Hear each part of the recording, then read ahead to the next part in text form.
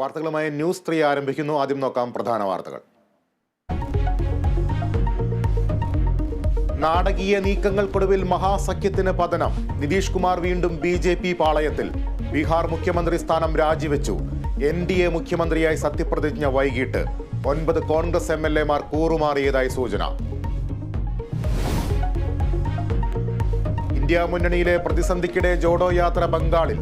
രാഹുൽ മമത കൂടിക്കാഴ്ചയ്ക്ക് സാധ്യത. ന്യായയാത്ര നാളെ ബീഹാറിൽ.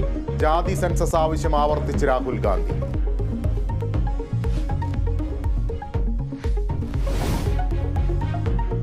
ഗവർണറുടെ സുരക്ഷ CRPF-ന് നൽകിയിട്ടും സംസ്ഥാനത്തെ അറിയിക്കാതെ കേന്ദ്രവും രാജ്ഭവനും. കേന്ദ്ര നടപടി ഫെഡറൽ മൂല്യങ്ങളുടെ നഗ്നമായ ലംഘനമെന്ന LDF. ആര് വന്നാലും പ്രതിഷേധങ്ങൾ നടക്കുമെന്ന് MV ഗോവിന്ദൻ. CPM കേന്ദ്ര കമ്മിറ്റി യോഗം തിരുവനന്തപുരത്ത്.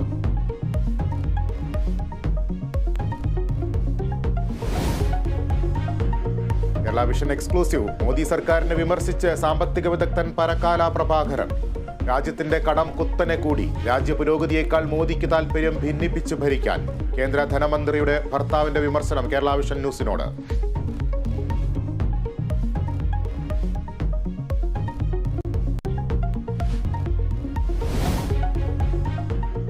COA 14-ാം സംസ്ഥാന സമ്മേളനത്തിനൊരുങ്ങി കോഴിക്കോട്. 151 അംഗ സംഘാടക സമിതി രൂപീകരിച്ചു. സമ്മേളനം മാർച്ച് ആദ്യവാരം.